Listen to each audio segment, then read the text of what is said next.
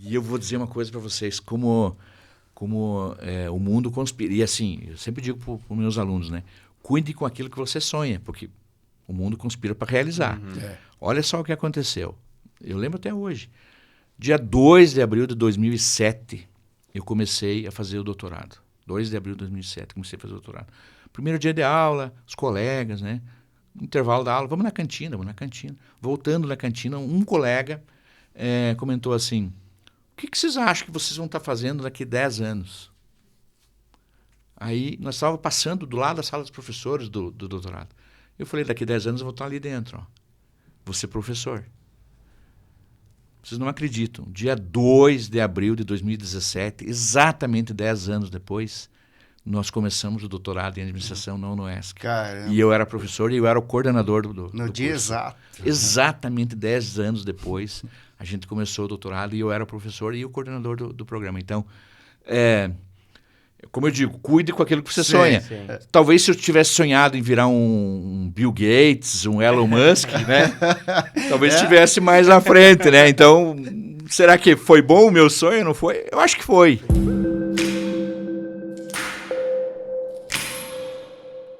Olá, sejam todos bem-vindos. Estamos começando mais uma edição do Fala Mais, o nosso podcast aqui do oeste de Santa Catarina, onde a gente recebe os nossos convidados aqui da região para bater um papo, a gente conhecer um pouquinho das histórias, compartilhar conhecimento, como vai ser o caso de hoje, inclusive, né?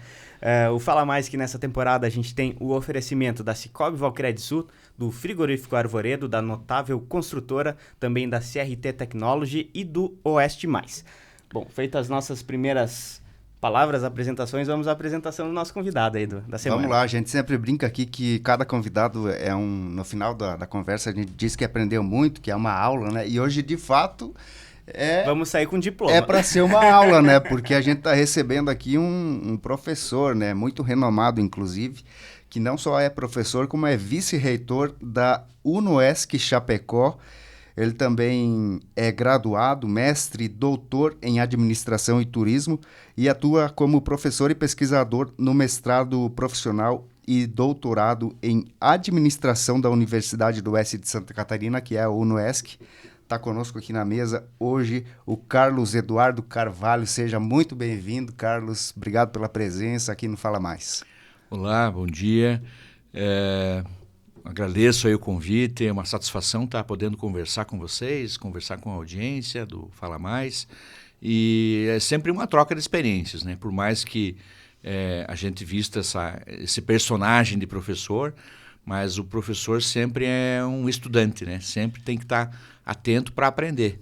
Seja com qualquer relação que você está tendo no seu dia a dia, você está sempre aprendendo. E aprende, inclusive, na sala de aula, dando aula, né? Dando Eu acho que aula. essa troca também, o ensinar, aula. Ele favorece muito o aprendizado também, né? Eu sempre digo que assim, o professor ele precisa estar sempre aberto a novos conhecimentos.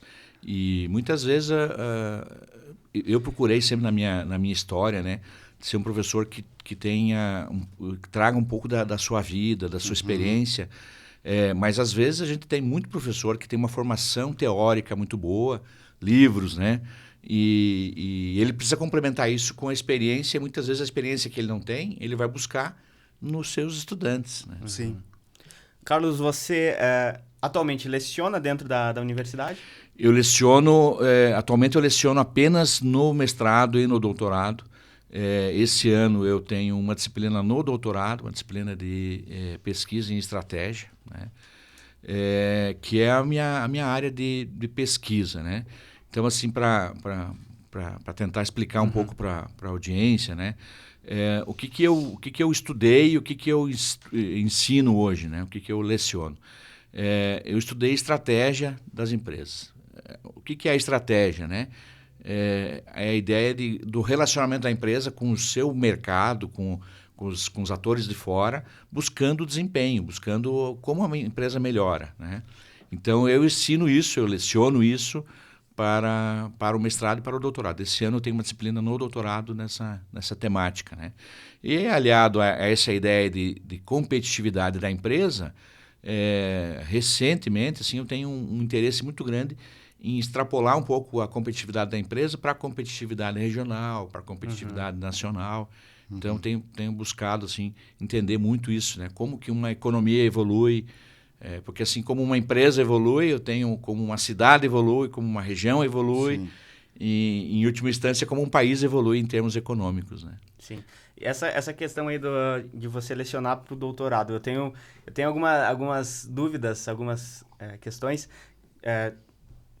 que é justamente como é que funciona, quais são as diferenças dessas aulas, digamos assim, da cadeira acadêmica de uma formação inicial, né? De você se formar na faculdade, né? De você ter a tua graduação e, na sequência, essas pós-graduações, aí essa escadinha, né? Tem uma diferença muito específica que tu consiga... Tem uma diferença.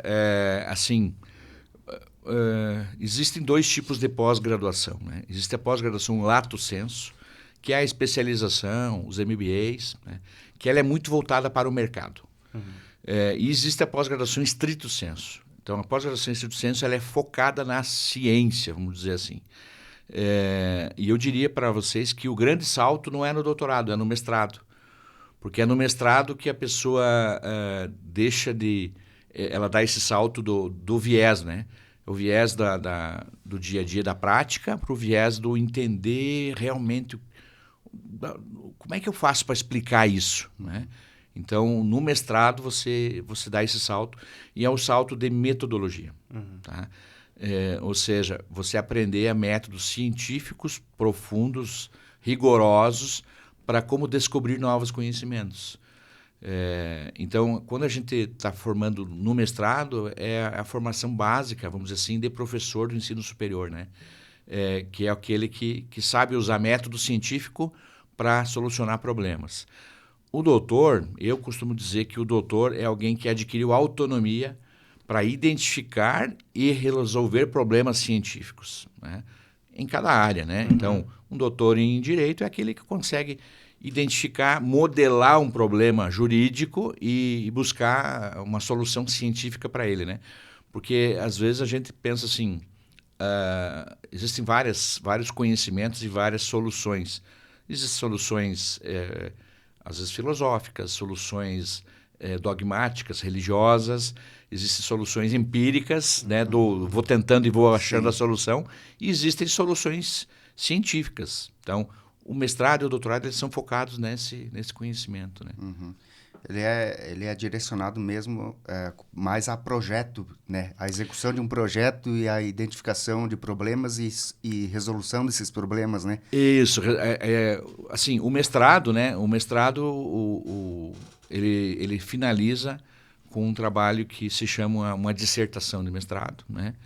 Que é como se fosse o TCC lá da graduação, mas num nível científico mais exigente, né? Um rigor científico. E o doutorado, você tem que defender uma tese. Sim. Que é o mesmo processo, mais evoluído, mas no doutorado você tem que elaborar uma tese, ou seja, formalizar um problema. Por que isso acontece no mundo? Né? E aí você tem que defender, bom, essa é a minha pergunta, por que isso acontece?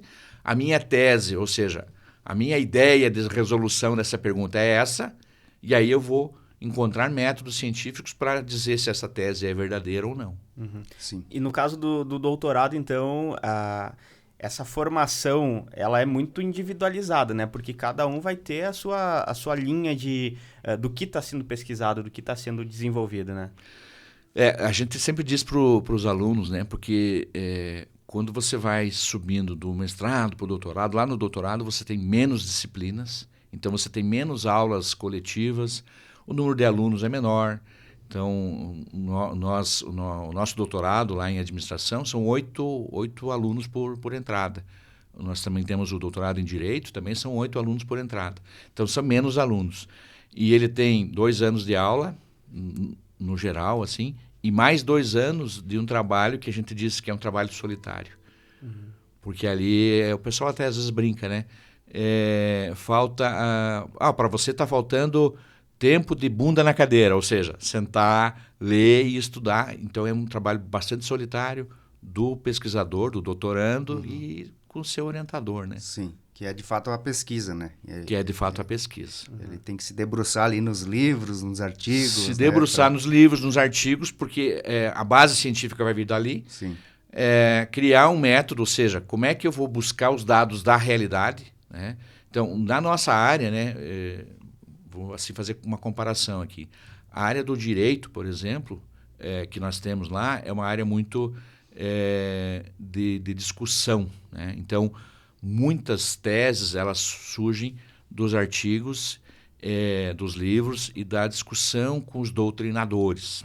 Então, é bastante leitura, embora nós tenhamos também teses com estudos empíricos. Na área de administração, você tem essencialmente estudos empíricos, ou seja, tem a leitura, tem o livro, e normalmente o livro ele traz o conhecimento mais consolidado. O que é o conhecimento consolidado? É aquilo que já está sendo estudado há mais tempo, já está no livro. Uhum. E você tem os artigos, que os artigos são publicados hoje, amanhã, todo mês, então tem coisas novas, né? Então, esses artigos a gente chama o estado da arte e da ciência, que é os artigos publicados nos últimos 3, 4, 5 anos daquele tema. Tem áreas, né, que 3, 4, 5 anos já são coisas velhas. Passou, né? E depois disso, no doutorado em administração, o aluno tem que ir a campo, né? Ele tem que fazer uma pesquisa com entrevista, com questionário, e aí usar um método científico para analisar esses dados, né?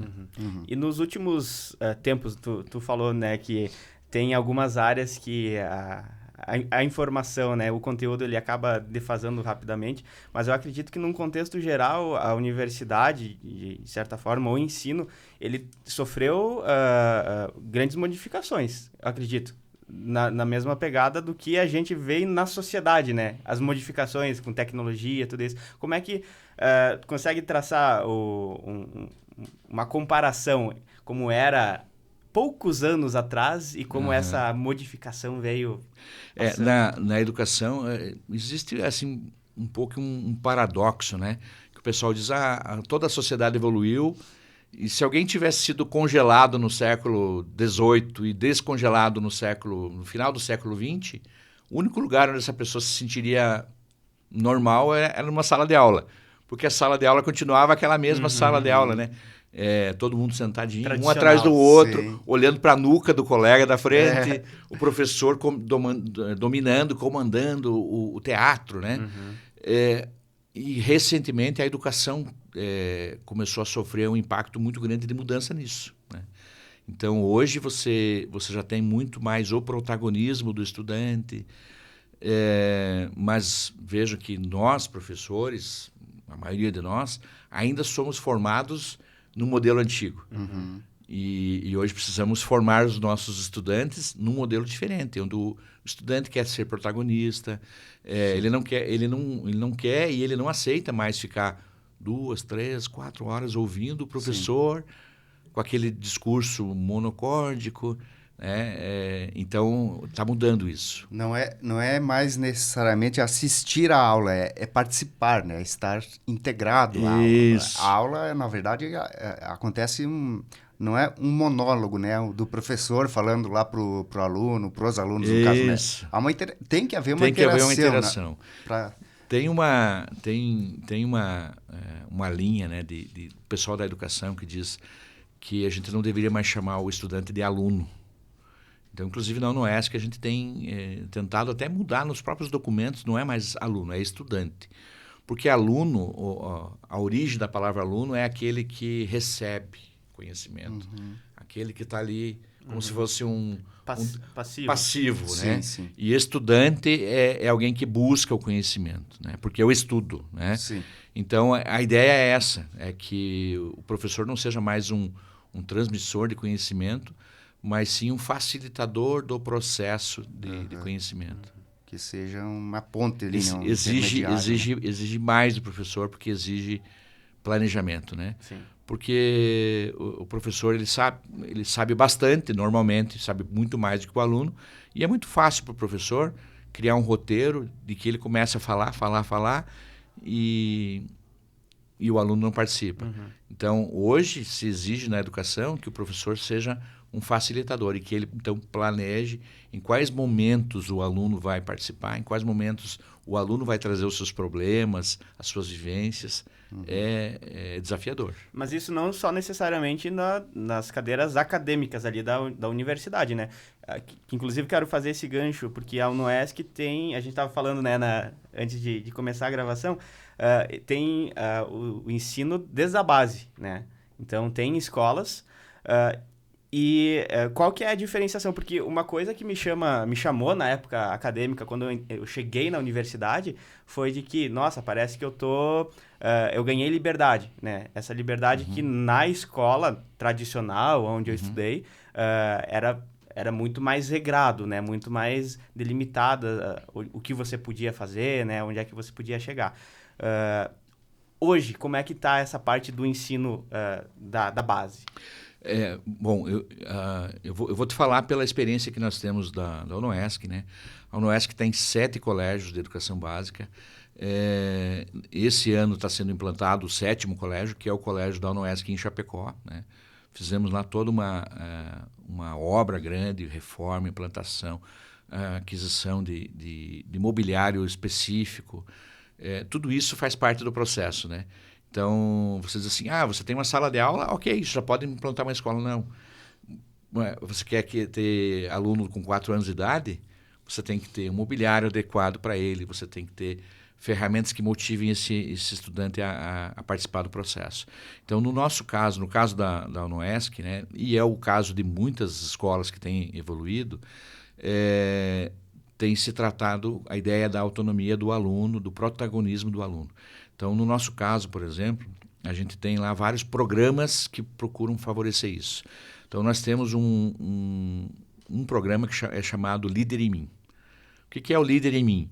É toda uma metodologia baseada num livro que talvez vocês conheçam, do Stephen Covey, que é Os 7 Hábitos das Pessoas Mais Eficazes, no qual, desde a criança com 4 anos de idade até um idoso, né, poderia trabalhar, lógico, sempre adaptado à faixa etária, com a ideia de liderança, de desenvolver espírito de liderança, de que a pessoa comece a se identificar, se conhecer, estabelecer os seus objetivos. Veja que isso é muito diferente daquele ensino que nós passamos, né, lá atrás, que você ficava sentadinho um atrás do outro. Então, por exemplo, no programa Líder em Mim, desde os 4 anos, todo dia, um aluno da turma é o responsável por ser o colaborador, o ajudante da professora. Então, naquele dia, ele tem um papel de liderança. No outro dia, o outro aluno. Então, esse revezamento dos papéis na sociedade, se entender como entender o outro, respeitar. Então, tem esse trabalho do comportamento, né? Um outro programa que nós temos é o Mind Makers. O que é o Mind Makers? É essa cultura do mundo maker, de buscar soluções. Então, não é só mais a computação. Aliás, nós temos um problema hoje, né? A geração Z, ela está chegando no mercado de trabalho, ela não sabe mais usar computador. Sim.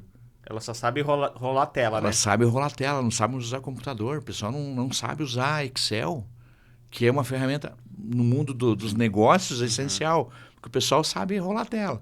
Então, mas não só isso, então, não só computador, mas integrar computação, robótica, telefonia, coisas, né, do mundo real, para encontrar soluções. A gente tem o Mind Makers também desde lá da educação do infantil até o ensino médio, porque isso vai ajudar a que o aluno chegue lá e aí você me comentava que você foi aluno da PP, né? A gente chama carinhosamente da PP. Publicidade. Publicidade. Lá na publicidade você é obrigado a ser criativo, né? Mas até o 3º ano do ensino médio você era obrigado a não ser criativo. Então, a gente quer transformar o estudante nesse estudante criativo. Sim. Até porque é isso que vai permitir a evolução da sociedade e que permitir, em última instância, o crescimento econômico, inclusive. Né? É muito mais essa questão de ramificar a base, né? Porque na escola tradicional até então você tinha, digamos, uma vertente ali, né? Que era esse modelo engessado. E com essas outras formas, você está ampliando as possibilidades. Daqui a pouco a pessoa não vai ser o maker, né? Não vai ser o que vai estar fazendo as coisas, mas daqui a pouco a outra vertente ali do criativo, enfim, né? É justamente você dar todas essas possibilidades, porque você pega a individualidade da pessoa, você identifica ela e aí capacita, né? É isso. Assim, vocês comentaram da minha formação, né? Minha formação é muito reta na administração, né? Mas eu sempre inclusive dizia isso para os meus filhos, agora eles já estão um pouco mais avançados, né? Mas eu tive uma passagem pela área de computação, de sistemas, que foi trabalhar nessa área no Banco do Brasil, que eu trabalhei, foi o meu primeiro emprego formal, né? Depois fiz uma especialização nessa área e aí eu olhava muito do processo, né? O sistema, primeiro faz isso, depois aquilo. Como a gente vê lá na programação, né? If, then, ou seja, se isso, faz aquilo. Uhum. Então, você tem que ter um olhar mais completo para você poder ter essa evolução, né? Uhum. E você citou agora do Banco do Brasil, você foi bancário, então, durante Fui 10 bancário, anos? 10 anos. 10 anos. E 10 anos. você entrou... 11, na verdade. 11, tecnicamente foi 11. Essa fase aí foi antes de você começar a cursar a administração? Foi. Assim, como eu digo, né? Eu sou um fruto da educação e eu sou um defensor da educação como a base para a evolução de toda a sociedade, para o crescimento, inclusive o crescimento econômico, né? Eu comecei no Banco do Brasil com 14 anos. Nossa, né? jovem. Eu fui aquilo que na minha época era chamado de menor extraviado. Tá? Que hoje já nem pode, né? Inclusive. Mas hoje tem uma adaptação para isso, que é o menor aprendiz. Mas com essa idade? Acho que não, né? Não, acho que é 16, né? É. Mas veja só, eu era o menor estagiário, né? Mas o pessoal do banco me chamava de menor extraviado, né? Meu pai... Em que município? Isso, em Curitibanos. De onde você é natural? Eu sou natural de Curitibanos. Meu pai é caminhoneiro, motorista de caminhão, minha mãe é costureira. E naquela época o Banco do Brasil selecionava assim, nas escolas, né? E na minha época ainda era uma época um pouco machista, porque eram só meninos. Selecionava meninos para fazer esse trabalho, que era um trabalho de office boy, Sim. né? Então eles gastar a sola de sapato. Isso. Inclusive tem muitas histórias assim de um bullying, assim, de umas brincadeiras que hoje talvez não sejam tão saudáveis, mas que eles faziam a gente caminhar, faziam a gente ir, vai de um banco no outro para levar uma máquina que na verdade não tinha nada naquela caixa. Tipo enxugar gelo, né? Isso, tipo enxugar gelo, né? Então, o que aconteceu? O Banco do Brasil tinha uma vaga lá, abriu uma vaga, foi na escola, chamou 10 meninos para fazer a seleção. A seleção era português e matemática. Prova de português e matemática. O que aconteceu? Eram 10 meninos, passamos em 3. E era uma vaga só. E aí o desempate foi prova de datilografia. Por acaso, 2 anos antes, aos 12 anos, a minha mãe tinha me matriculado num curso de datilografia. Até vamos atualizar para a galera, é digitação. Tá? Isso. Quem não sabe o que é datilografia, é digitação. Né? E olha só, eu lembro até hoje, né, do curso de datilografia, que você tinha que digitar, né, que datilografar, tinha um movimento lá que era o ASDFG, para a agilidade dos dedos, né? Para você saber onde é que está a letra A, então a sequência, né? O QWERTY, né? E aí na prova de datilografia foi o desempate e eu entrei no Banco do Brasil. Eu entrei com 14 anos, era um menino assim de periferia que não conhecia nada do mundo e eu saí do Banco do Brasil com 25, por isso que são 11 anos. Saí com 25 já um homem, né? Eu aprendi a ser homem no Banco do Brasil. Então, eu tenho um carinho muito grande por esse período da minha vida, que é deixar de ser menino para ser homem, né? E é uma escola muito importante. Mas veja que a educação, né, a escola, ter sido bom lá em português e matemática, me abriu aquela possibilidade. O curso de datilografia me abriu aquela possibilidade. É lógico que hoje eu sempre digo para os meus alunos, não vamos fazer um curso de datilografia porque isso aí não vai resolver a vida de vocês. cada tempo tem a sua importância, né? Cada situação no seu devido lugar. Né? Mas isso foi muito importante. Então, por isso eu entrei menino, né, no banco, e aí eu fiz a administração já funcionário do banco. Né? Uhum. Mas você foi escalando a carreira dentro do banco? Isso. Então, assim, aí eu entrei como menor estagiário, né? E aí o Banco do Brasil faz concursos, né, de tempos em tempos, e naquela época ele tinha uma facilidade que tinha um concurso interno. Era o mesmo concurso que é feito, a mesma prova, só que era feita para quem era para os menores estagiários e para os contínuos. Tinha uma carreira de contínuo que era como se fosse o estagiário, mas já maior de idade. Para né? quem já estava na equipe ali. Isso. Então tinha muito contínuo naquela época e a gente fazia esse concurso. E tinha uma outra vantagem, que você podia fazer o concurso, eram 4 matérias só. Português, matemática, contabilidade e a outra acho que era técnicas bancárias. E você poderia passar numa matéria, guardou. No próximo concurso, passa na outra matéria. Era cumulativo. Isso. Sim, legal. E o pessoal ia... esse concurso eu vou estudar para essa matéria. Sim. O pessoal ia levando, assim, né? Uhum. E eu, com 16 anos, pensei, quer saber de uma coisa? Eu vou estudar para todas, né? E aí passei no concurso. Por sorte, com 16 anos. Naquele momento, o Banco do Brasil disse, olha, encerrou, não vai mais ter concurso interno, quem passou, passou, quem não passou, não passa mais, agora vai ter que fazer o concurso externo junto com todo mundo, né? Então, aí quando eu fiz 18 anos, então eu entrei no Banco do Brasil e passei a ser, então, aquilo que era chamado na época posto efetivo, que é o escriturário tradicional, né? Uhum. Trabalhava no caixa? Trabalhava no atendimento.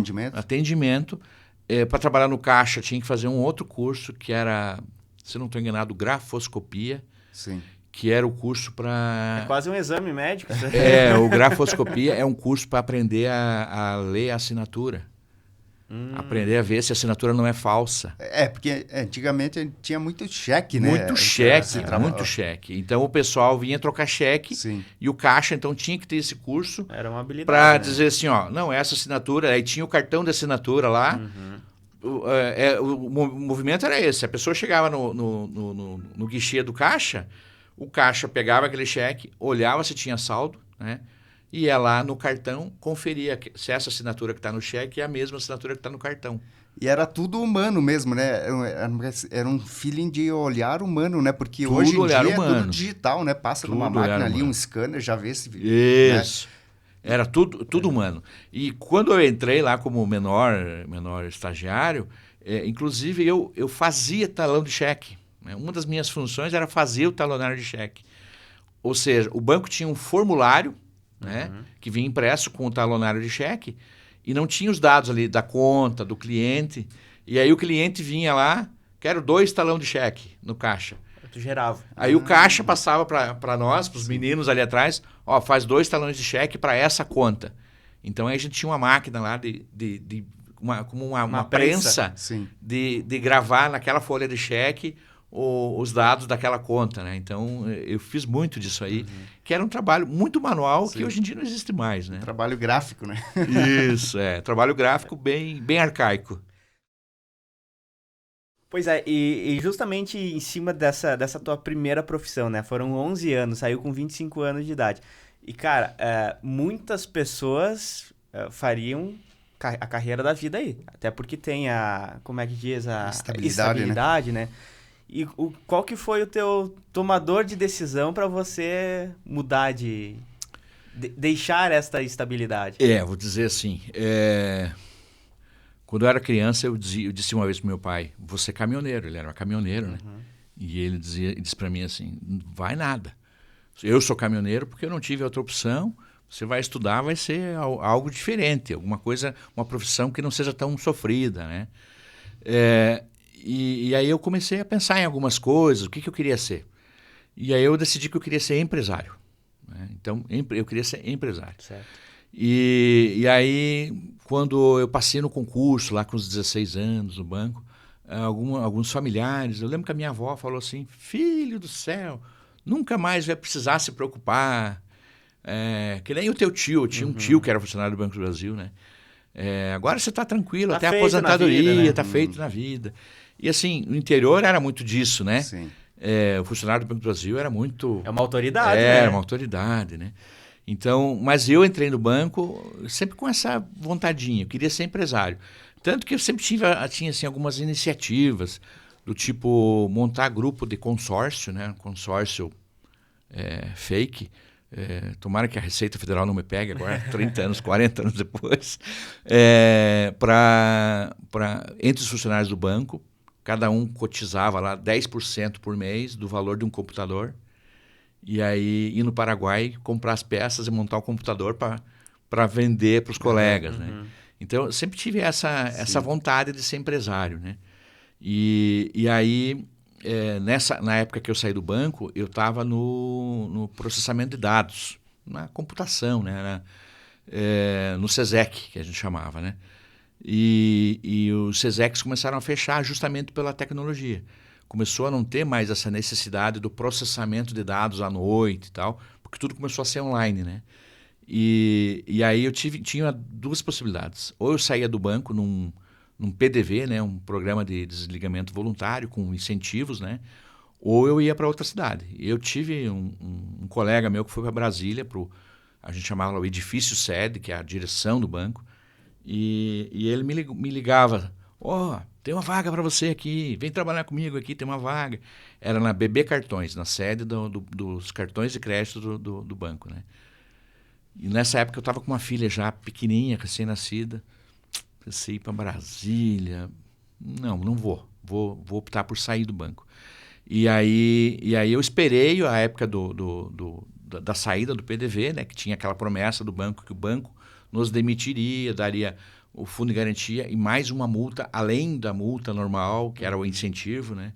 E aí eu saí do banco, fiquei na cidade. Um pouquinho antes já de sair, eu comprei uma participação numa empresa, e aí fui ser empresário, que era o meu sonho, de ser empresário. E não, assim, não necessariamente num ramo específico, tu queria ser empresário. eu queria ser empresário, mas olha só, o que é a evolução da mente humana, né? Eu queria trabalhar com indústria. Eu não queria trabalhar com serviço, porque o Banco do Brasil era uma empresa. Sim. Mas o banco vendia serviço, era uma coisa que eu não conseguia palpar. Eu queria fazer um produto, né? E aí eu fui virar empresário industrial, né? Entrei no setor madeireiro, né? Sei que aqui nós temos ainda bem forte, atividade, né? Bem forte, né? E em Curitibanos a atividade era uma atividade forte na época. E aí eu virei sócio já de um ex-colega, de um outro empresário da cidade, e virei madeireiro, virei exportador. E foi uma escola muito importante. Eu digo hoje, como professor, eu tenho doutorado, tenho mestrado, mas eu tenho a escola de sentar atrás da mesa. Escola da vida. Escola da vida, de saber que amanhã é o 5º dia útil, tem que fazer a folha de pagamento, e você está com um container lá no porto esperando para embarcar, e o teu cliente recebeu a mercadoria e não pagou ainda, e você tem que viabilizar crédito no banco para fazer a folha de pagamento, e você tem que administrar empregados, funcionários de vários níveis, desde o nível mais operacional até lidar com clientes no exterior. Então aquela história ali, aquilo ali foi uma história de vida bem importante para mim. Difícil, bem difícil. Eu até costumo dizer assim, como empresário, eu aprendi como não ganhar dinheiro. Como ganhar eu não conseguia aprender, mas como não ganhar eu já sei, não faz isso, não faz aquilo. Então foi uma escola bem, bem importante. Legal. E essa virada de chave não, continuar, na verdade, né? Você já estava dentro do ramo ali do empreendedorismo, ligado já à administração, né? E tudo mais. Quando que você buscou o banco escolar, que você entrou na graduação, que você pensou, não, é isso que eu quero fazer, eu vou cursar, vou entrar numa graduação de administração? Quando eu estava no banco, né, aos ali 17, 18 anos, terminei o ensino médio, tinha aquela chama, eu quero ser empresário. Bom, para ser empresário eu vou fazer o quê? Né? Vou fazer administração. É a administração que administra uma empresa. Então, ali que me chamou a atenção de fazer na época nós não tínhamos muitas opções de formação também, né? Mas eu optei pela administração por isso, porque eu queria ser empresário. Quando eu terminei a graduação, só um parêntese, né? Eu sempre fui muito tímido, uma pessoa muito introvertida, quieto, né? E aí estava no banco, tal, estava fazendo a faculdade de administração, aí os colegas, não sei, parece que foi surgindo um espírito de liderança e os colegas me escolheram lá no meio do curso para ser orador da turma. Daqui 2 anos você vai ser orador. Falei para o meu chefe no banco, né? Eu lembro até hoje, é falecido já, Jaime Almeida, o nome dele, que eu tenho um carinho muito grande por ele. Eu falei, seu Jaime, me escolheram de orador. E ele disse assim para mim, então nós vamos construir um orador. Que legal. Veja como é assim, uma história, né? Lá com Sim. 18, 19 anos, né? Eu chego a me arrepiar de dizer isso. Nós vamos construir um orador. Toda a reunião do banco, estava no meio da reunião, ele dava um jeito de levantar, vinha atrás de mim, dava um tapinha no ombro. Te prepara que você vai falar. E aí naquele movimento ali, ele foi me preparando para encarar, né? Para encarar o público, para vestir um personagem, para começar a saber falar em público. E de fato, passei a ter esse espírito de liderança, de tomar uma posição. Fui orador da turma, normal, mas acabei ali galgando alguns postos, alguns cargos dentro do banco,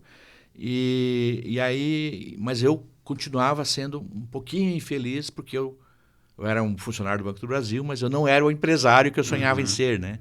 Então, quando surgiu essa oportunidade do banco dizer, olha, a gente vai fechar essa unidade, você vai ter que vai embora, a gente te transfere, ou se você quer, você sai, a gente dá um dinheiro a mais. Sim. E aí pensei, bom, um dinheiro a mais é a oportunidade de ser empresário, né?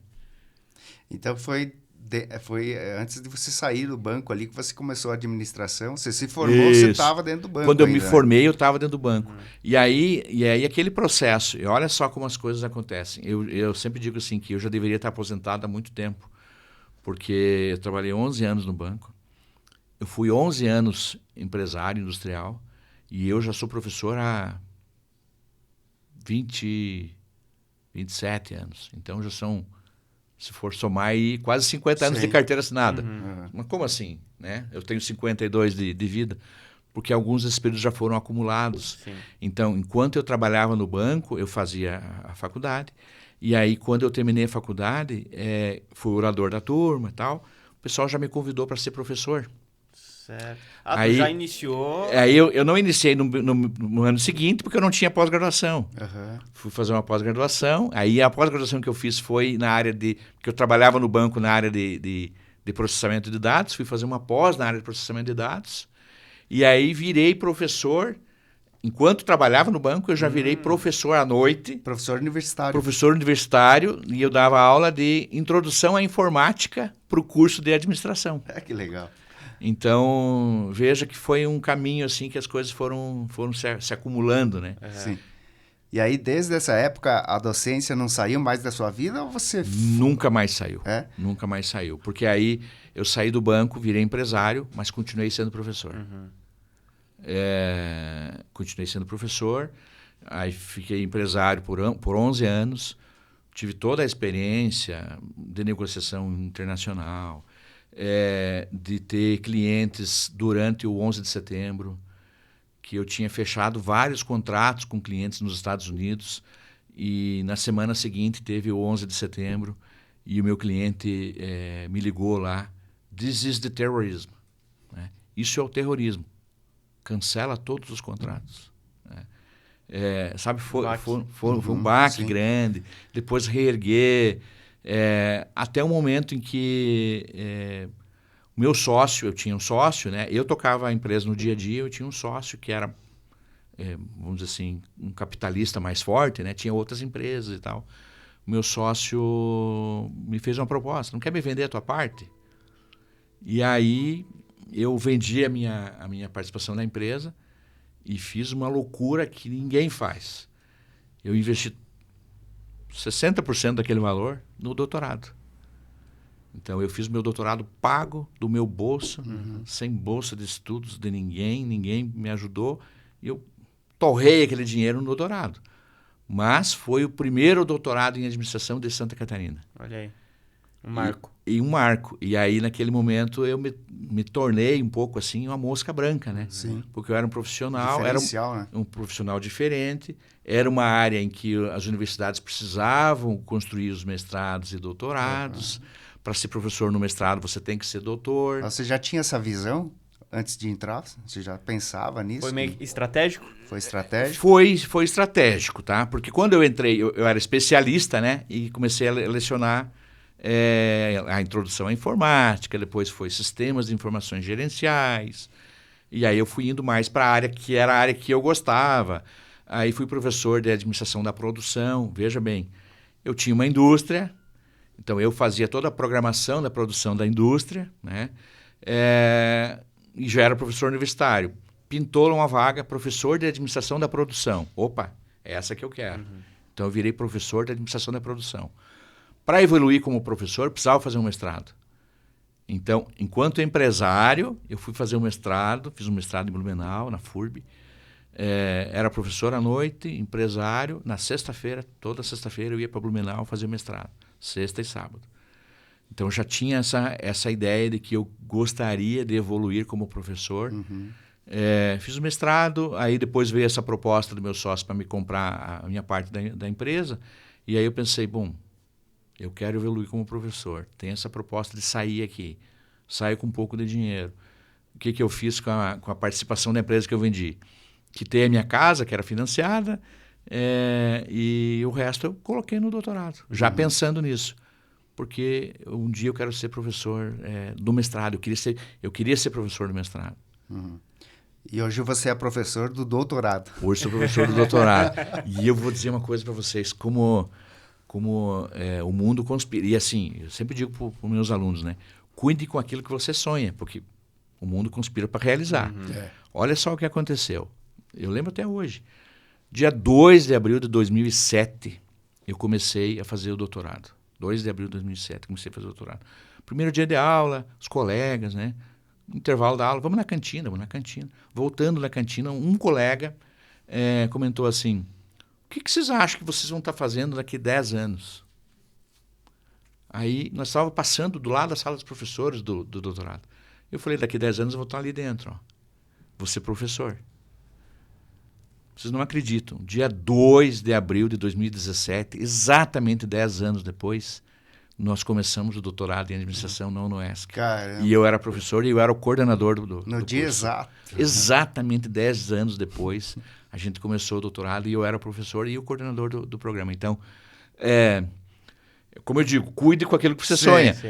Talvez se eu tivesse sonhado em virar um Bill Gates, um Elon Musk, né? Talvez estivesse mais à frente, né? Então, será que foi bom o meu sonho? Não foi? Eu acho que foi. Foi, né? Mas né? Algumas pessoas talvez sonharam mais e foram mais longe, né? Sim. Toda essa trajetória aí que você comentou, ela aconteceu em curitibanos, em outras cidades? Porque hoje... Vice-reitor em Chapecó. Né? A gente quer chegar ali. Então, esse processo de fazer o doutorado, quando eu estava fazendo o doutorado, quando eu fiz o mestrado em Blumenau, eu conheci algumas pessoas na FURB, eu conheci algumas pessoas da UNOESC. Então, um grande amigo meu que eu conheci na FURB foi o professor Fábio Lazzarotti, da UNOESC Joaçaba. E a UNOESC, em 2009... talvez até um pouco antes, né? Em 2009 eu fiquei sabendo disso, a UNOESC começou a pensar e estruturar os seus mestrados. Então, já conhecia o professor Fábio Lazzarotti, e aí eu estava no doutorado nessa época, e ele me falou assim, Carlos, a UNOESC vai montar mestrados, não era doutorado, mestrado, a gente quer montar um mestrado em administração. Se aproxima da UNOESC. E aí me aproximei da UNOESC. Em 2011 eu terminei o doutorado. E em 2012 nós fechamos o projeto do mestrado em administração da UNOESC. E em 2013 eu já era professor do mestrado da UNOESC em Chapecó. Então aí eu saí da instituição que eu trabalhava, que era a UNC, e vim para a UNOESC para trabalhar no mestrado. A UNC em Concórdia? A UNC em Curitibanos. Em Curitibanos mesmo. Tanto que assim, eu trabalhei na UNC muito assim, em vários campi. Trabalhei em Concórdia, lecionei em Concórdia. A minha especialização eu fiz na UNC em Concórdia, lá em processamento de dados. Eu trabalhei na UNC em Mafra, em Canoinhas. Então eu girei bastante aí como professor, né? Nessa época que eu fazia o doutorado, eu já lecionava muito fora, assim. Então, lecionava lá no litoral, na Univale, nos MBAs. Lecionava, então veja, né? Lecionava em São José, no Cobrasol, no campus da Univale. Lecionava em Mafra, norte do estado. Lecionava em Chapecó, nos MBAs da UNOESC em Chapecó. Lecionei em Lages da Uniplac. Só não lecionei na região sul, lá em Criciúma, Tubarão. Nunca lecionei. Mas eu acabava lecionando... Todo o estado. Todo o estado, nos MBAs, né? E aí, disso aí, eu fui realizar meu sonho, que era ser professor do Estrito Senso. Porque eu pensava assim... Eu fui me conhecendo, né? Eu consigo ser um cara que consegue fazer uma análise mais profunda das coisas. Essa ideia de um pensador, né? Fui começando a me enxergar como alguém que é bom em pensar, talvez não necessariamente tão bom em fazer, né? Tanto que virei empresário e não fiquei rico, né? Mas eu conseguia ter essa análise profunda das coisas, e aí eu pensei, eu acho que o meu caminho pode ser como professor de mestrado e doutorado. Então, por isso eu segui essa carreira, e aí virei professor no mestrado em Chapecó.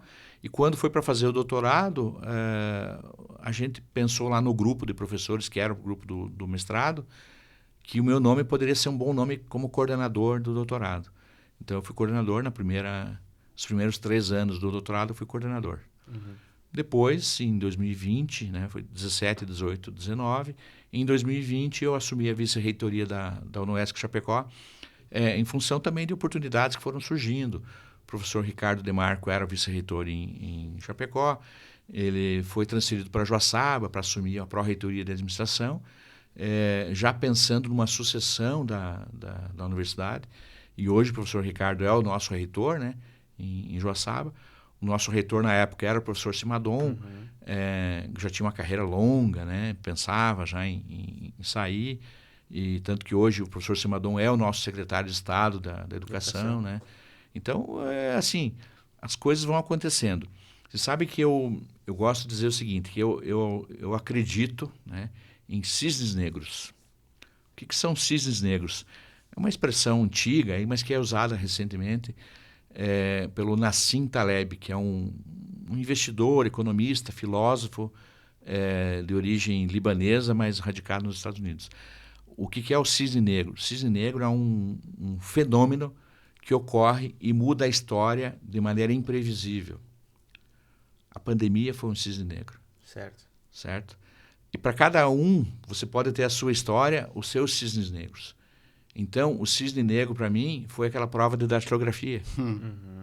Entende? Assim, é lógico que eu não teria como saber a priori, mas a posteriori, olhando para trás, eu digo... Aquela prova de datilografia foi o meu cisne negro, porque ela transformou a minha vida, né? E aí tem vários, e aí o pessoal diz, o que é o cisne negro, né? O cisne branco é o tradicional, né? E quando foi descoberto lá, o cisne é um animal de pelagem, de penas brancas. Aí quando eles descobriram a Austrália, eles viram o cisne negro lá na Austrália. Nossa, mudou a história da biologia. Sim. Não era mais essa a descrição. Isso. Cisne, então, branco não é uma característica do cisne. Podem existir cisnes pretos. E aí, hoje tem a ideia do cisne branco, cisne cinza e o cisne negro. O cisne cinza é aquele que não muda uma história totalmente, mas ele pode... É um ponto de virada, né? Uma virada de chave, como vocês mencionaram, né? Então, assim, para mim, aquela prova de datilografia foi o cisne negro. Mas tem vários outros momentos na carreira, né? Pô, vou para cá, vou para lá. Faço mestrado, vou fazer esse doutorado. O doutorado surgiu assim, não tinha doutorado em administração em Santa Catarina. Tinha doutorado, o pessoal fazia doutorado em engenharia de produção na Universidade Federal. Uma colega minha, da UNC recebeu no jornal, no Diário Catarinense, acho que nem existe mais como diário, né? É semanal agora. Agora é semanal. Revista, né? Isso. Diário Catarinense, ela recebeu um panfleto encartado, propaganda, primeiro doutorado em administração de Santa Catarina. Uma mala direta. Isso. E ela recebeu aquilo no jornal e ela veio e me entregou na minha mesa. Ó, você que quer fazer isso aqui, ó. E eu fui lá, fiz a inscrição e passei, fiz o curso, terminei minha tese. Onde era?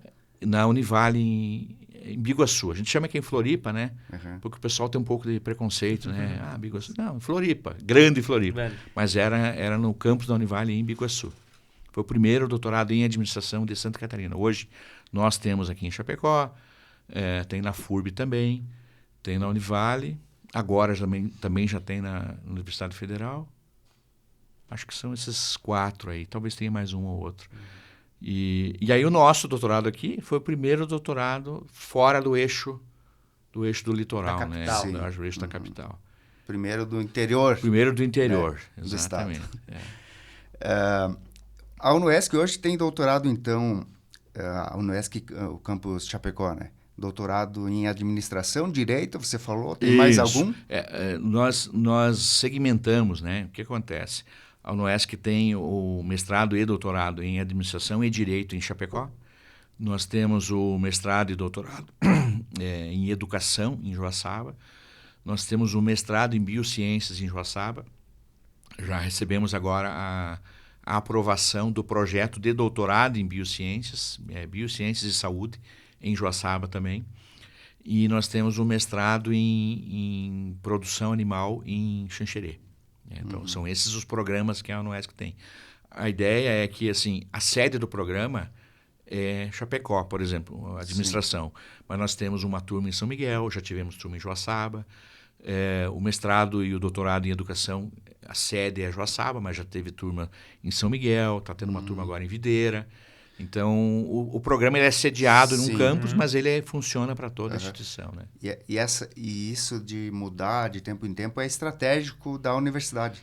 É estratégico e é para atender o mercado. Né? Assim, tem um lado que é o lado empresarial, né? A gente vai onde a demanda está, né? Mas tem um lado também que é o lado de uma instituição comunitária que precisa atender a sua comunidade. Sim. Pô, eu tenho uma carência de formação de mestres em administração no extremo oeste. Por que não levar a turma para lá? Vou levar para lá.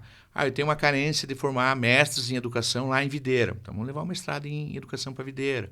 Então, esse é o espírito comunitário da universidade, né? De atender a sua comunidade. Pô, a gente fez um intervalo aqui para encher as canecas e já veio uma prosa legal que eu disse, não, tem que tá nos registros, né? E a gente estava falando justamente da nossa região, né, Carlos? Do crescimento que está acontecendo, e eu disse, é muito em cima da educação, né? E aí você veio com um termo ali que eu achei sensacional sobre o ensino. Eu digo assim, né? Crescer adquirir a habilidade de lidar com problemas mais complexos. Isso desde a criança, que aprende a andar, depois aprende a correr, depois aprende a falar, depois aprende as 4 operações. Depois, além das 4 operações, ela aprende outras questões mais complexas, né? Assim também é para a economia, para a cidade, para o país, né? E eu comentava, né?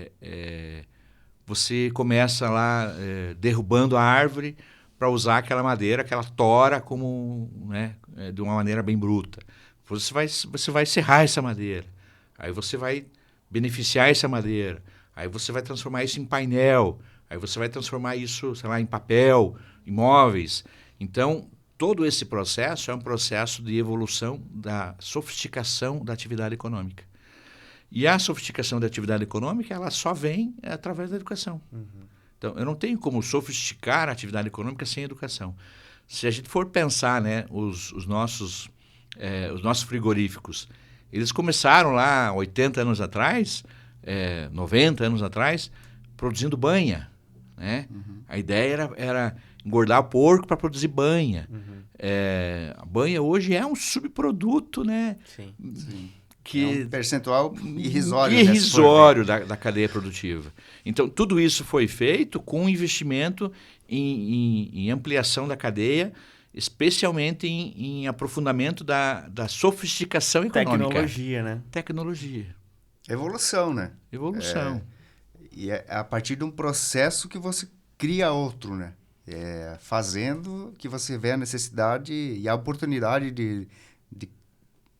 de uma evolução daquilo, Isso, né? e assim... Você falou da árvore ali, né? Aham.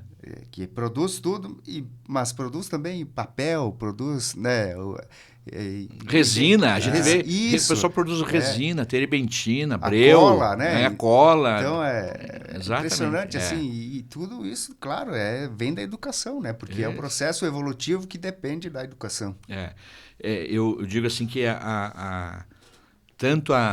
tanto quem vai trabalhar na indústria, vamos dizer assim, quanto quem vai desenvolver esse produto novo, esse processo novo, precisa da educação. E eu hoje sou um defensor, né, de mais evolução no sentido dar um passo mais à frente, sempre mais à frente na cadeia produtiva, né? Especialmente assim, hoje, antigamente a gente falava que precisava ter indústria, e precisa ter indústria. A indústria é a chave do crescimento, mas hoje a gente tem outras indústrias, né? A gente tem uma indústria criativa. Isso aqui, esse exemplo nosso aqui é um exemplo de sofisticação da atividade econômica, né? Você começa a ter uma atividade econômica produtiva, porque isso aqui é produção. Sim. Né? Não é só a produção que está lá na indústria, isso aqui é produção. Produzir conhecimento, produzir entretenimento, isso é sofisticação da atividade econômica. Exato. É você utilizar os meios, na verdade, para você conseguir expandir os conhecimentos, né? Expandir as vertentes ali de ensino e tudo mais, né? E, em última instância, isso vai trazer qualidade de vida. Também. Inclusive. Porque... Não, pode. Não, porque existe, lógico, esses casos onde que simplesmente surge uma ideia, né? Mas a gente acha que ela surge do nada, mas ela tem uma base, ela sempre tem uma base, né? Mas no caso da indústria, essa sofisticação, ela vem muito atrelada, principalmente na nossa região, no nosso estado, de certa forma, a universidade ou o ensino, ele está muito presente, porque é você fazer as pesquisas, você buscar o aperfeiçoamento, né? E que muitas vezes as demandas que você tem ali, a necessidade de encontrar solução para os teus afazeres é que você vai criar essas novas oportunidades, né? Mas deixa eu tentar complementar assim. Olha só, o que a gente vê, né? Eu vejo dois movimentos necessários que precisam ser feitos e que aos poucos vão acontecendo, né? A gente precisa melhorar a oferta de educação para a sociedade e essa educação ela precisa ser aproveitada. Então, vamos dizer assim, você comentava que a universidade esteve muito presente nesse processo de crescimento, né? E, de fato, Santa Catarina é um fenômeno em termos de Brasil, em termos de desenvolvimento, e muito disso, pode ter um viés aqui de quem está participando, muito disso tem a ver com a CAF, que é o Sistema de Universidades Comunitárias. Se a gente for olhar... historicamente o Estado, né, eu digo o Estado, o governo, né, tanto federal quanto estadual, não atendeu o interior de Santa Catarina com educação superior, né? O que aconteceu? As comunidades se organizaram e foram a fazer esse atendimento. Então surgiram as universidades, da qual a UNOESC hoje é a maior e melhor universidade do sistema comunitário. A maior porque tem mais alunos e é a melhor porque tem os melhores indicadores do MEC, né? Mas, veja, esse é um processo. A universidade ela participou com formação de capital humano, ela participou com pesquisa, né, com tecnologia, seja com criação de tecnologia nova, seja com trazer tecnologia de fora, né? Mas também tem o processo que a indústria, eu digo a indústria aqui, o setor produtivo, né, foi demandando também sempre da universidade. Essa aproximação, né? Isso, porque não adianta você ter uma universidade que forma gente se você não tem onde essa pessoa se colocar. Tem que ter o elo, né? Isso, tem que ter o elo. E hoje a gente vê uma dificuldade grande no setor empresarial, que é o preenchimento de vagas de nível técnico. Né? Então, esse é um movimento que, embora a gente diga assim, não é a universidade que tem que formar o eletricista. Né? Conceitualmente, não é uma universidade. A universidade forma o bacharel. O que é o bacharel? O cara que tem autonomia para pensar, para tomar decisões naquela área. Né? Então, eu formo o engenheiro eletricista. Né? Mas, atentos a isso, a UNOESC tem criado agora, e isso são os projetos novos, cursos técnicos de nível médio, porque a indústria, o setor produtivo está precisando muito disso. É essa a demanda do momento. Essa é a demanda do momento. Sim. Né? Que ele é um curso mais voltado, de fato, a sair de lá e estar pronto para executar. A mão na massa. Colocar a mão na massa. Né? Talvez esse profissional ele não esteja preparado para ser o supervisor, o gerente lá de manutenção, o gerente, o gerente dos eletricistas, mas no futuro ele vai vir para a universidade para fazer essa outra formação. Mas hoje a gente sente isso muito da comunidade, essa demanda por profissionais. Especialmente porque a gente tem muitas áreas, a indústria, eu vejo muito em Chapecó hoje uma carência por profissional de nível técnico na área de software, né? Uma carência muito grande. E essa é uma área que, ligado àquilo que nós falamos antes, né? Tem áreas que a gente fala, o estado da arte, do conhecimento da área, né? Tem áreas que dizem assim, os últimos 10 anos são importantes. Pensa em inteligência artificial, se eu vou olhar os últimos 10 anos de publicações científicas, não faz sentido, né? Então, isso é no último ano, né? Então, essas áreas são muito dinâmicas e talvez o ritmo da universidade, no sentido, a cada 4 anos eu vou formar, né? O cara vai demorar 4 anos para se formar. Então, isso é importante, mas talvez não atenda tanto a necessidade do mercado. Então, a UNOESC está atenta e a gente está criando cursos técnicos para diversas áreas, isso também de acordo com os seus campi, né? De acordo com as habilidades do campus, para formar esse profissional que vai imediatamente para a atividade produtiva, mas que pode também voltar e depois fazer um curso superior. Porque é a constante capacitação, né? Tu disse que você como professor também, né? Tem que estar sempre em movimento nesse sentido. Uma coisa que eu queria comentar antes que me fugiu a palavra era justamente a gente pega meio que o termo da faculdade, das cadeiras acadêmicas, lógico, guardado as proporções, né? Mas os negócios, eles acabam implementando isso, seja nos grandes negócios, nas grandes indústrias, ou nos pequenos, que é você fazer os laboratórios, né? Os experimentos dentro do teu dia a dia. Porque é você experimentando, testando, vendo os resultados, né? E aí fazendo os aperfeiçoamentos mesmo, né? Isso. Sabe que a minha tese, lá no meu doutorado, que já fazem quase 15 anos, a minha tese estudava como uma relação entre recursos que a empresa tem, né, e a postura estratégica dela. De lá para cá a gente evoluiu e a gente estudou muito a ideia das capacidades dinâmicas. O que é a capacidade dinâmica? A capacidade que a empresa tem de, através de algo que ela já tem, transformar esse conhecimento para aproveitar num outro mercado. Então, isso que você fala do laboratório é um pouco disso, de estar experimentando, estar inovando.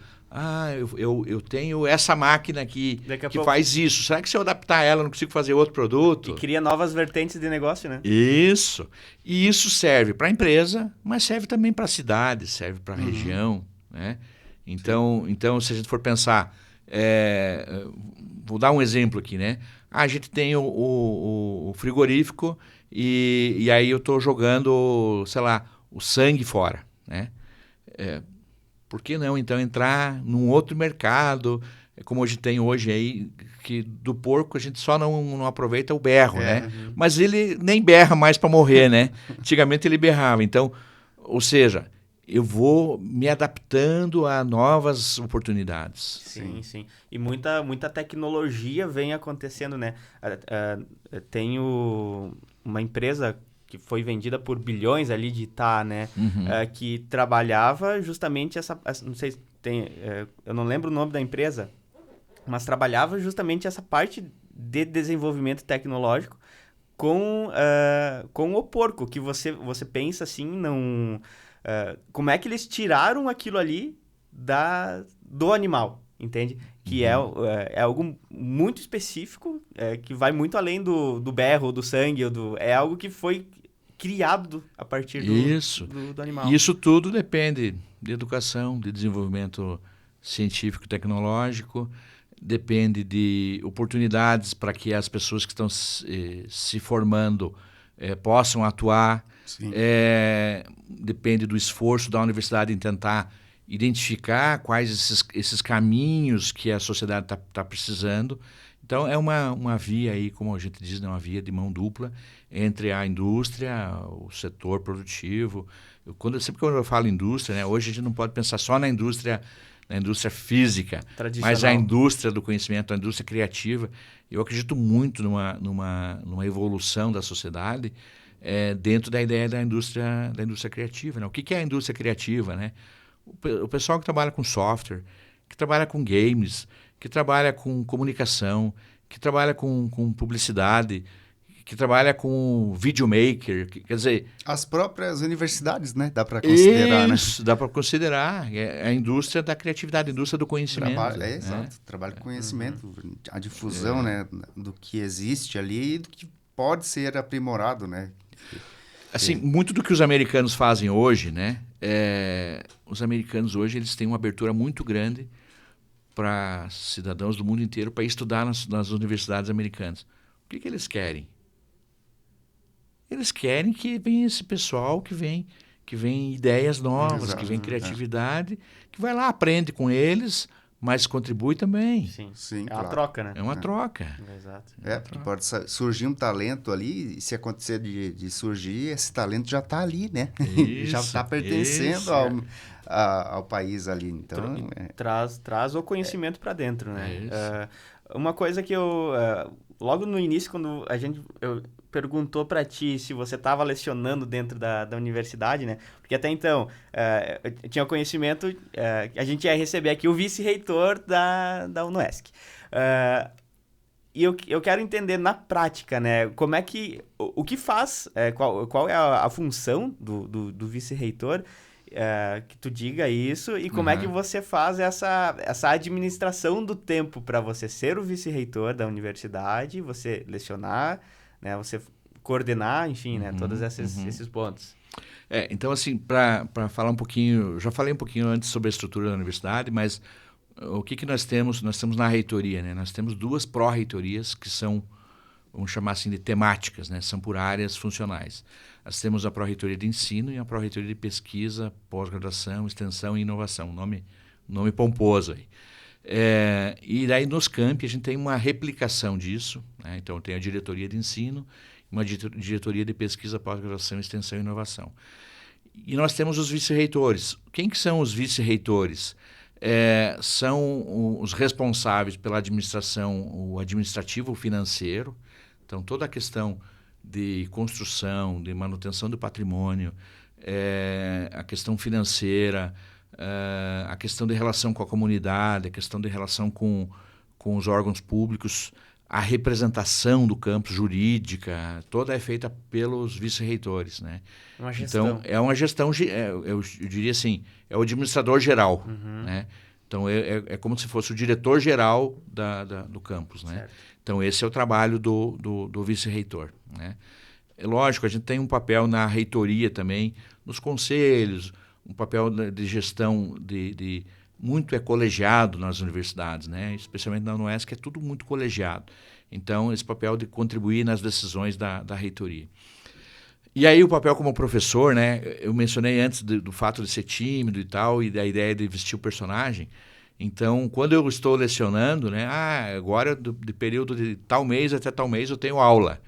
Então, e as aulas do doutorado são de dia. Então, olha a complicação. a atividade administrativa é de dia, né? E a aula no doutorado é de dia. Então, tem lá, quinta-feira à tarde. Então, nas quintas-feiras à tarde eu vou lecionar. Naquele dia eu visto o personagem de professor, né? E vou para a sala de aula.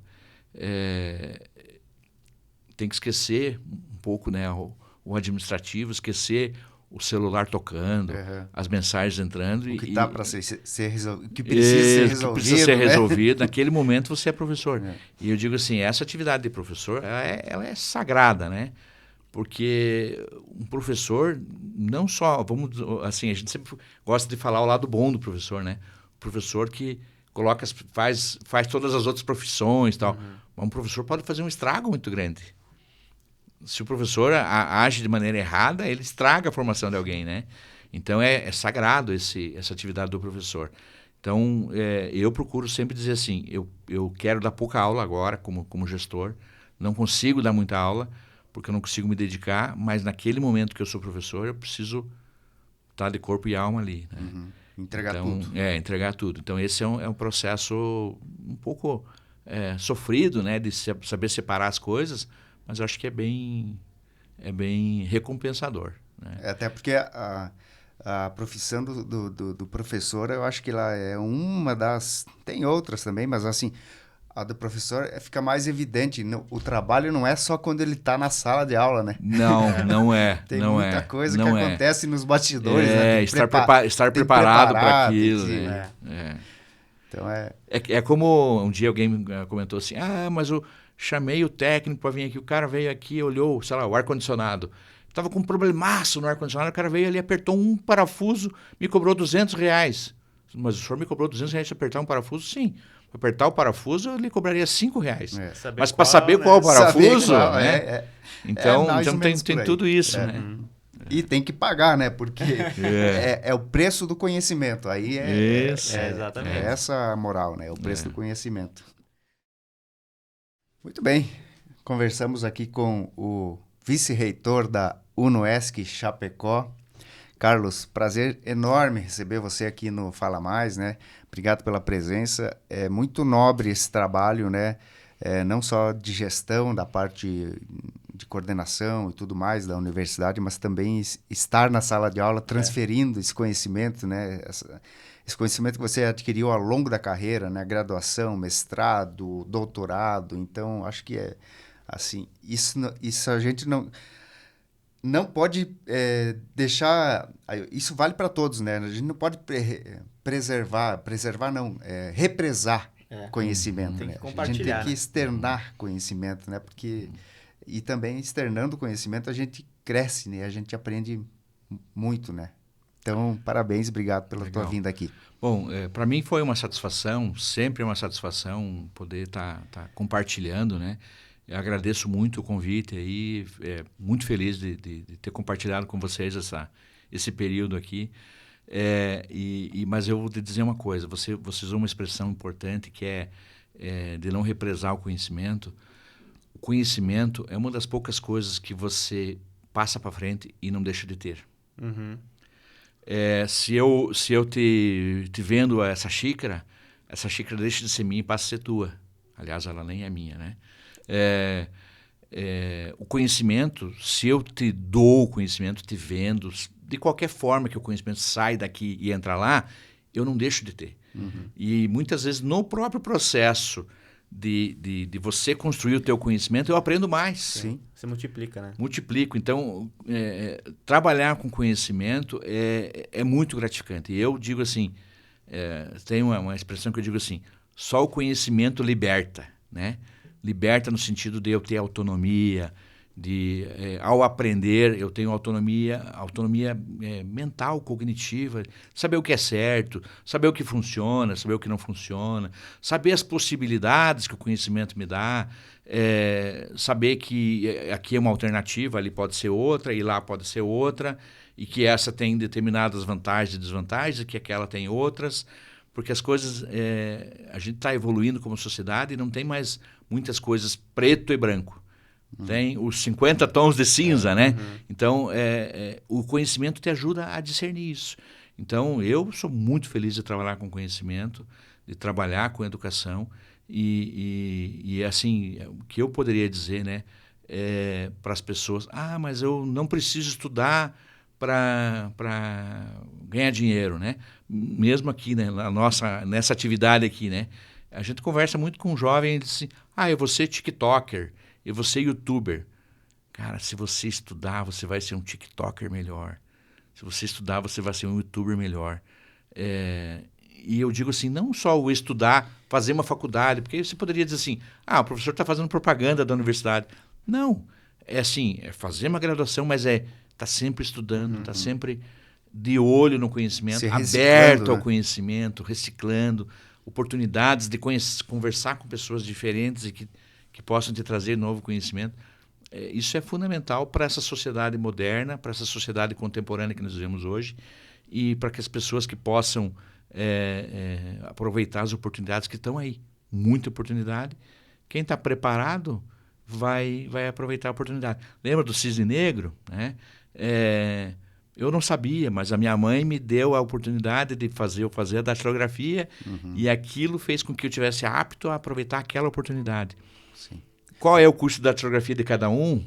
Cada um vai identificar. Cada um vai identificar. Mas é aquela história, né? Que uma porta vai abrindo outra, né? Então, é um ciclo, né? É um ciclo. Vale Os ciclos vão se iniciando. Às vezes alguns ciclos se fecham, mas abrem novos ciclos. E esses ciclos sempre vão estar abertos para quem está apto. Perfeito. Valeu demais, né? Carlos bom. Aí. Obrigado pela presença mais uma vez. Não fala mais. O Jonathan já fez os agradecimentos todos, mas também quero reforçar, Carlos, a tua presença aqui. Como a gente falou no início, né? Para compartilhar conhecimento, compartilhar histórias. Então, para a galera que acompanhou essa nossa conversa, né? Tenho certeza que algo ela trouxe para si e também, de certa forma, deixar registrado, né? Conseguiu rememorar, né, algumas situações aí da tua trajetória, então tá aí registrado para posteridade, digamos assim. Sim. Então, muito legal. Obrigado também, galera, vocês que nos acompanharam. Curtam um vídeo, né, aqui no YouTube, se inscrevam no nosso canal. Até a gente sempre pede no final, acho que eu vou ter que começar a pedir no começo, porque a nossa audiência tem muita gente nova que chega, inclusive pelos nossos convidados, mas que acaba não se inscrevendo e acompanhando a recorrência, né? E tem muito papo legal acontecendo, já aconteceu nas temporadas anteriores e com certeza vão acontecer agora também. Então, se inscrevam no canal aqui no YouTube. E um agradecimento especial às nossas marcas parceiras, que são a Cicobi Valcred Sul, o Frigorífico Arvoredo, a Notável Construtora, também a CRT Technology e o Oeste Mais. Valeu, galera. A gente se vê na próxima semana.